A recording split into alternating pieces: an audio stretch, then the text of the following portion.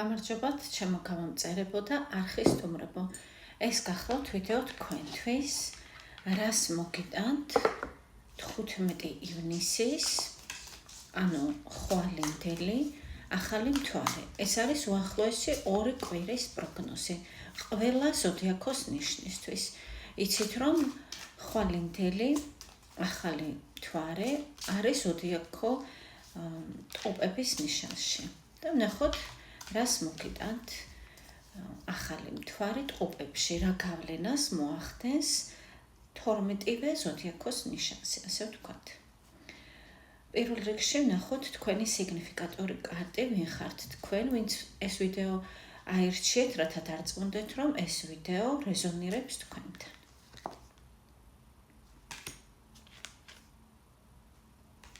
ესე იგი, თქვენ ხართ ადამიანი, ვინც მიჰყვებით თქვენს მიზანს, თქვენს სურვილს, ეს არის ძალიან მკაფიო, ეს არის შესაძლებელია თქვენი დიდი ხნის სანუკვარი ოცნება, მარგო რა დღეში ხარ, ჩემი კატა გააქტიურდა როგორც ყოველთვის. ასევე თქვენ გაქვთ რაღაც ნოსტალგია, მონატრება გულში, თქვენ ვიღაც გენატრებათ, ან შეიძლება არაერთი ადამიანით შეიძლება რატომაც არა მაგალითად ბავშვები, ან შეიძლება საყვარელი ადამიანი. უდიდესი მონატრება გაქვთ გულში. და ამ მომენტში თქვენ ცხოვრებაში თქვენ ფიქრობთ ასე, რომ თითქოს არაფერი არ ხდება, თითქოს არის სტაგნაცია, განსაკუთრებით სასიყვარულო რომანტიკული კუთხით. თუ ემთხვევა თქვენ ცხოვრებას ძვირფასებო და ნახეთ ჩემს ამ აღწერილობაში თქვენ ცხოვრებასთან მსგავსება, განაგრძეთ ნახვა. თუ სრულიად სხვა სიტუაცია აღწერე, რა თქმა უნდა, ეს ვიდეო არ არის თქვენზე. თქვენთვის ვისთანაც რეზონირებს და ვისთანაც ემთხვევა. უახლოეს 2 კვირაში რა სიახლეები გელოდებათ?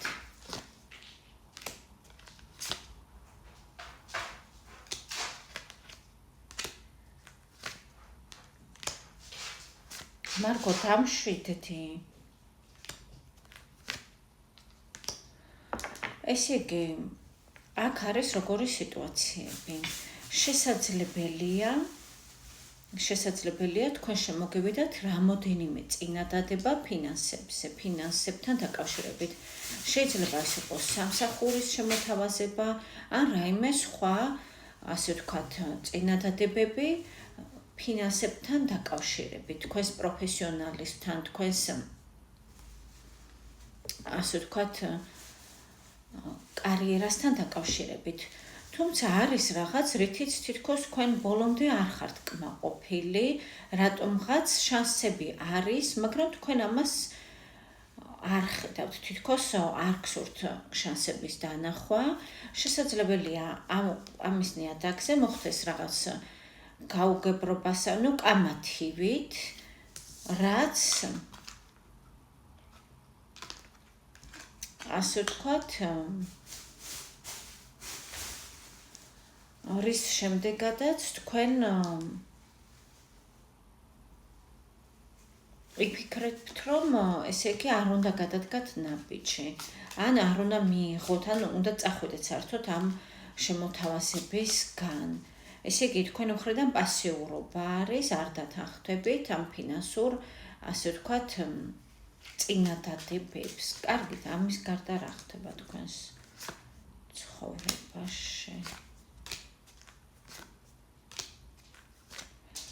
ძვირფასებო, აქ ყველა არკანი მიუთითებს, რომ თქვენს ცხოვრებაში მოდის იღბალი, მოდის ბარაქა, მოდის დოვლათი, თუმცა თითქოს თქვენ ამას ვერ ღებულობთ, თითქოს რაღაცა თითქოს კი ელოდებოდით, ასე ვთქვათ, მაგრამ არ გსურთ მიღება. რატომ არ გსურთ ამ, ასე ვთქვათ, იღბალის მიღება?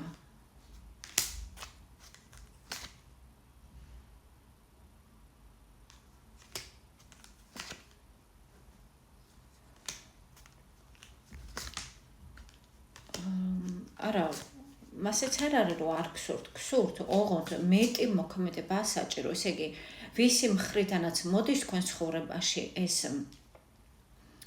კარგი კეთილგანწყობა, ასე ვთქვათ, კარგი მოვლენების საჩუქრები, ფინანსები და ასე შემდეგ. მისგან თქვენ გჭირდებათ მეტი მოქმედება, რომ მოქმედებით დაგანახოთ ადამიანმა მისი განწყობა თქვენს მიმართ და არა რაღაც წინადადებებით და შემოთავაზებებით. თქვენ გსურთ მოქმედება მისგან, თქვენ გსურთ სიახლე, თქვენ გსურთ აქტიურობა. რაღაც სასიყვარულო თემისკენ მიდის გაშლა ვატყობ. მოდით ვნახოთ სასიყვარულო რომანტიული ურთიერთობის გარდა რა სიახლე მოდის თქვენ ცხოვრებაში უახლოეს 2 კვირაში.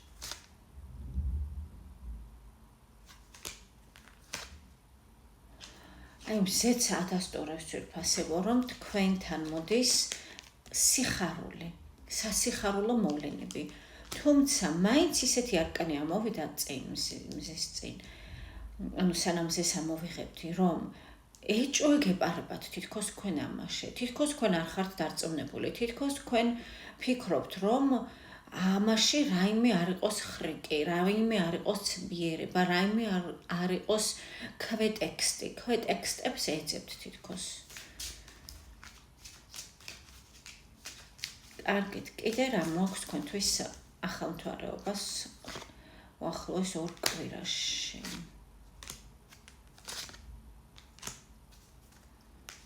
ესე იგი თქვენ, მოდი ასე ვთქვათ, ზუსტად იცით, რისი მიღება გსურთ ადამიანისგან და ზოგადად ცხოვრებისგან და რა კატეგორიულად არ გსურთ, რას კატეგორიულად გრძალავთ და არ უშვებთ თქვენსკენ და არ ღებულობთ.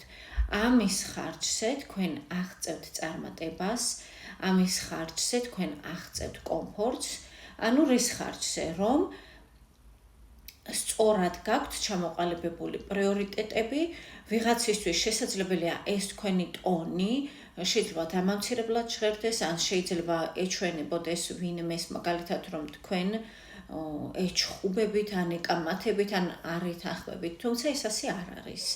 ეს არის, რომ თქვენ საკუთარ თავს პატივს სცემთ, საკუთარ გამოცდილებას და ზოგადად თქვენ გაქვთ ლიდერული თვისებები და უფრო წინ იხედებით, მასშტაბურად ხედავთ, ასე ვთქვათ, საკითხებს და არა რაღაც ერთი დღით, ასე ვთქვათ, თქვენ არ მოქმედებთ და არ ცხოვრობთ. თქვენ გეგმას ადგენთ, ყველა ნიუანსს, ასე ვთქვათ, ითვალისწინებთ და შემდეგ დგამთ ნაბიჯს და ვიღაცისთვის ეს შეიძლება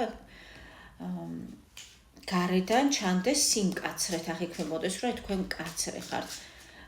შესაძლებელია მკაცრიც ხართ ზოგ საკითხში, თუმცა ამ სიმკაცრე და ვარქვათ ამას სიმკაცრეს თქვენ მიყავხართ წარმატებისკენ.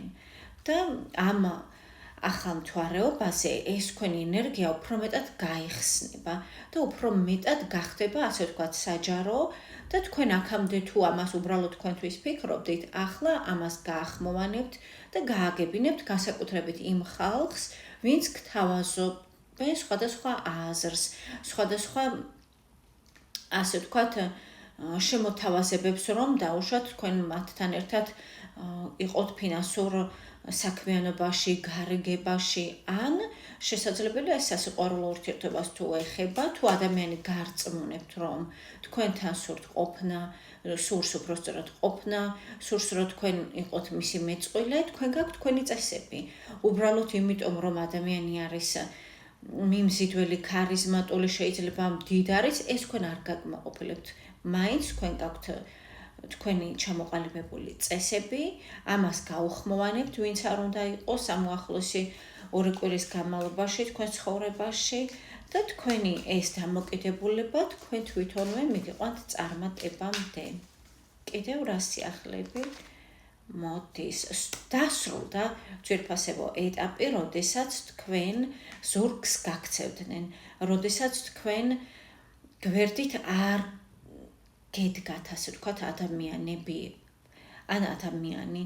ეს პერიოდი დასრულდა და აღარ განმეორდება, ეს არის სიახლე, შემოდის რისკი, თუმცა მაინც შიშები გაქვთ ცოტა თითქოს. თქვენ სულ გამარჯვების არკანები ამოვხდით, გამარჯვების არკანი არის ეს 6-იანი კვერთხი. მოდი ერთიც დავამატოთ თუ მოვასწარე. დიახ, ესე იგი, მოდის